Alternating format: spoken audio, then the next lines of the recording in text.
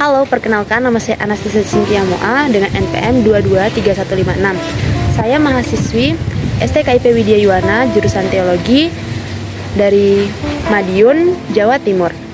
Kali ini saya akan mereview buku yang saya baca, yaitu Buah-Buah Kebangkitan, Refleksi Karya Pastoral, Keluarga dan Pendidikan. Buku ini ditulis oleh R.D. Ilyus Yosef Sumarno yang diterbitkan oleh Sang Timur pada tahun 2015. Buku ini terdiri atas 5 bab dan 130 halaman. Saat ini kita dihadapkan oleh misteri kehidupan yang ditumbuhkan oleh iman dan sikap kerendahan hati. Seperti iman dan kerendahan hati yang diteladankan oleh Bunda Maria yang saat berhadapan dengan misteri keselamatan. Pada bab ini berisi tentang kebangkitan Yesus adalah kebangkitan kita. Pada bab ini juga terdiri dari 4 bagian. Yang pertama yaitu Homo Homini Salus. Pada Jumat 8 April 2005, jenazah Sri Paus Yohanes Paulus II dimakamkan di Gereja Santo Petrus Vatikan di Roma, Italia. Jasa dan perjuangannya membela kehidupan manusia mengetuk hati, sehingga kepergiannya telah kita refleksikan bahwa Sri Paus dengan tegas dan tanpa kompromi menolak perang yang mematikan keributan ataupun jutaan nyawa. Homo Homini Salus seharusnya dijadikan gerakan yang bersifat universal, melibatkan segala bangsa tanpa memandang latar belakang yang melekat padanya. Hart Coward dalam bukunya yaitu Parallelisme memberikan 3 prinsip guna menyelamatkan dunia, yaitu 1. Berwujud banyak. 2. Agama adalah alat. 3. Kriteria sendiri untuk agama sendiri. 3 prinsip tersebut menjadi bekal yang ampuh guna melestarikan dan memperjuangkan Sri Paus Joseph Paulus II, yakni membentuk pribadi Homo Homini Salus. Yang kedua, Paskah dan kapal selam. Pada perayaan Paskah, hampir semua gereja di kota besar yang merayakannya, mulai dari perayaan Minggu Palem, Kamis Putih, Jumat Agung, hingga Sabtu Suci, umat Kristiani yang hadir semakin banyak. Sedangkan pada saat misa biasa hanya 1000 sampai dengan 1500 yang datang. Mengapa? Yang pertama, Yesus bangkit lalu tenggelam atau tidak tampak secara fisik. Yang kedua, umat Kristiani merayakan Paskah lalu tenggelam atau tidak muncul lagi. Kebanyakan umat Kristiani yang datang ke gereja hanya saat perayaan Paskah atau Natal saja dan tenggelam setelahnya. Umat seperti ini sering disebut dengan umat kapal selam. Dalam hal ini, hemat kami berpendapat bahwa akan muncul lalu tenggelam karena minimnya pemahaman umat akan manfaat merayakan liturgi. Yang ketiga, spiritual needs in high society. Xavier Leon Defour dalam teksnya merumuskan arti Paskah sebagai peristiwa pembebasan dari penjajahan Mesir, dan pembebasan dari belenggu kematian menuju kehidupan. Yang keempat, Paskah dan Prakletos. Dalam misi perutusan Kristiani, kita tidak berjalan sendirian. Kita telah diberi Prakletos atau Roh Kudus untuk menghidupi dan menerangi kita. Waktu Yesus masih bersama para murid, ia sudah menjanjikan akan datangnya Roh Kudus, Sang Penolong, yaitu Roh Kebenaran. Peran besar Roh Kudus adalah menginsafkan dosa, kebenaran, dan penghakiman. Yang ketiga, Paskah dan Kailir awal yang mengatakan itu tubuh mengucur darah, rubuh, patah. Mengapa? Dalam kalimat tersebut mengatakan bahwa seseorang harus bersakit-sakit dahulu atau mengalami repot-repot dahulu. Karena pada zaman sekarang banyak orang yang tidak mau repot namun menginginkan hasil yang maksimal, yang tidak ingin bekerja keras tapi ingin mengambil bagian dalam sukses. Yang keempat, pendidikan surgawi. Pendidikan surgawi mendapat 2 pernyataan. Yang pertama menurut Quo Vadis atau hidup manusia. Pesta kebangkitan Kristus ke surga menjadi contoh bahwa surga adalah tujuan akhir manusia. Yang kedua, bagian pertama mencapai tujuan. Ada pepatah Latin yang mengatakan non solescet vitae dominus, yang artinya kita belajar bukan untuk ujian tapi untuk mempersiapkan hidup. Yang kelima, pengorbanan tidak pernah sia-sia. Kasih adalah perbuatan konkret kepada seseorang yang bertujuan membahagiakan orang itu. Pengaruh lingkungan begitu berpengaruh besar terhadap terbentuknya perilaku anak.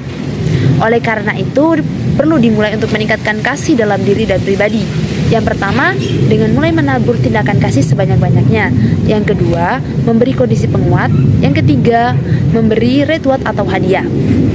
Yang keenam adalah model hidup, kasih sebagai keselamatan. Tujuan akhir kehidupan manusia adalah mencapai kehidupan kekal, yakni hidup bersama dengan Tuhan di surga. Yang ketujuh, Jurang Lugano. Jurang Lugano adalah salah satu tragedi berdarah yang menghiasi perjalanan karya kemanusiaan seorang rohaniwan yang nelayan, yakni Romo Francisco Lugano. Jurang Lugano terjadi di Romo Lugano yang menjemput dua guru setelah memberi pelajaran agama Katolik kepada katekumen. Percobaan pembunuhan tersebut kemudian gagal, dan kemudian Romo Lugano melaporkannya kepada pihak kepolisian. Dan akhirnya Romo Lugano dan juga guru-guru bisa memberikan pelajaran agama Katolik secara terbuka atau secara kemana-mana tanpa merasa takut. Yang kedelapan, berpuasa. Makna puasa. Puasa pada umumnya dipahami sebagai pengendalian nafsu jasmani agar manusia tetap stabil, sehingga manusia mampu memberi kontribusi positif bagi sesama. Manfaat puasa bagi benteng arus global. Seperti yang telah dijelaskan, bahwa materi bukanlah hal yang paling utama dalam hidup. Oleh karena itu, maka kehidupan di dunia harus dikendalikan dan harus lebih mengarahkan diri kepada Tuhan. Yang kesembilan, transfigurasi Yesus. Pada hakikatnya, tujuan hidup manusia adalah menggapai kemuliaan abadi, yakni hidup bersama Tuhan dan orang-orang kudusnya. Peristiwa transfigurasi Yesus di gunung adalah ajaran perjuangan kesengsaraan akan perubahan kemuliaan abadi. Yang ke-10, litani duka Maria. Terdapat 7 litani duka Maria. Yang pertama, aku ini hamba Tuhan, terjadilah padaku menurut perkataanmu. Yang kedua, tak ada tempat untuk bersalin atau lahir di kandang. Yang ketiga, Maria sang bayi mengungsi ke Mesir. Yang keempat, mencari anaknya yang hilang. Yang kelima, jawab Yesus, mengapa kamu mencari aku? Yang keenam, Maria melihat anaknya memanggul salib ke Golgota. Yang ketujuh, Maria melihat anaknya wafat di kayu salib. Yang berikutnya, bagian ke-11, keluarga sejahtera. Dalam Kanon 1055 mengatakan dengan perjanjian perkawinan pria dan wanita membentuk antara mereka kesamaan seluruh hidup dari sifat kodrati, dan perjanjian itu terarah. Yang pertama, hakikat perkawinan. Hakikat perkawinan itu yang pertama adalah pria dan wanita. Yang kedua, janji. Yang ketiga, janji perkawinan. Yang berikut adalah tujuan perkawinan. Yang ketiga adalah kesimpulan. Kesimpulan, pernikahan adalah anugerah Tuhan semata, yakni menyatukan dua pribadi yang berbeda. Bagian ke-12, pesta keluarga kudus. Pesta keluarga kudus mempunyai peranan penting bagi keluarga Kristiani, yaitu 1. Mendapat panggilan Tuhan. 2. Memperlihatkan perkara surgawi. 3. Mempunyai tanggung jawab besar terhadap tugas. 4. Cerdas intelektual, emosional, dan spiritual. Yang kelima, keluarga yang mempunyai banyak persoalan hidup. Yang berikut bagian ke-13, domba yang hilang. Pengertian hilang mempunyai arti, yaitu 1. Jauh dari gereja. 2. Jauh dari Allah Bapa. Akar penyebabnya adalah kesibukan, sakit hati, perkawinan di luar gereja. Mengapa kita harus mengampuni? Bagian ke-14. 1. Kita bisa mengampuni karena membuktikan bahwa di dalam diri kita Tuhan bersemayam. Yang kedua, mengampuni sebagai usaha antisipasi. Yang ketiga, mengampuni adalah memutuskan mata rantai kejahatan. Yang keempat, bila ingin berdamai, bersiap-siaplah untuk berperang dahulu. Bagian ke-15, persepuluh haruskah bagi orang Katolik? Hal tersebut boleh namun tidak diwajibkan. Oleh karena itu, sebagai kaum beriman Kristiani terikat kewajiban untuk membantu memenuhi kebutuhan gereja. Yang ke-16, Sabat. Hari Sabat adalah hari istirahat dari aktivitas, tapi tidak beristirahat dari karya keselamatan atas terciptaannya. Hari Sabat masuk dalam bingkai perciptaan Allah karena semua ciptaan selesai lalu Sabat. Yang ke-17, Katolik sejati, yaitu 100% warga gereja, 100% warga negara. Bentuk-bentuk pelayanan yaitu ada 5. 1. Mengajar. 2. Berkhotbah. 3. Membimbing atau pastoral pribadi. 3. Mengorganisasi. Yang kelima, bahaya pelayanan modern. Bagian ke-18, problem based learning adalah salah satu cara belajar di mana bukan lagi menderita atau meminta jawaban, tetapi mencari jawaban atas kesulitan tersebut. Yang ke-19, berpikir kritis. KBK merupakan komunitas manusia yang melihat permasalahan dari berbagai sudut pandang dan lintas disiplin ilmu yang dikaji secara rasio emosi dan nurani kampus. Kampus merupakan lahan subur bagi terbentuknya KBK. Kampus mengembangkan kemampuan berpikir kritis, mengelola emosi dan konflik tanpa menimba konflik baru. Yang bagian ke-20, sengsara tidak selalu membawa nikmat.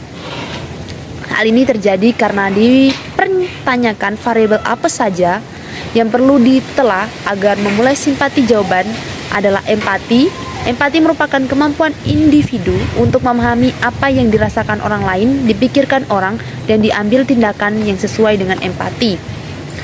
Bagian yang ke-21, siap turun gunung. Di dalam hal ini, pentingnya cerdas relasi dan tahan banting sudah didasari oleh pakar pendidikan. Maka, cerdas relasi dan tahan banting sudah dibangun sejak TK, SD, kuliah. Bahkan di dalam keluarga sudah mulai dari usia balita. Mereka sudah mulai diperkenalkan bentuk-bentuk relasi mulai dari yang sederhana sampai yang berat. Bagian ke-22, BSA berpikir secara arif. Dewasa ini sangat langka mau berpikir, apalagi berpikir arif. Bijaksana arus global menyeret mengikuti stimulus eksternal tanpa berpikir panjang. Orang lain korupsi, ikut korupsi tanpa refleksi pendalaman dan bertindak. Oleh karena itu, latihan-latihan rohani seperti doa, rutin puasa, memberikan drama, dan tulus sangat dibutuhkan. Bagian ke-23, selamat datang para penganggur. Para lulusan sarjana adalah pribadi-pribadi yang telah mengalami penggondokan secara intensif dan komprehensif, baik ranah kognitif, ranah efektif, ketahanan dalam menghadapi hambatan atau halangan, maupun ranah spiritual. Bagian ke-24, teaching thoughts menjadi listening course.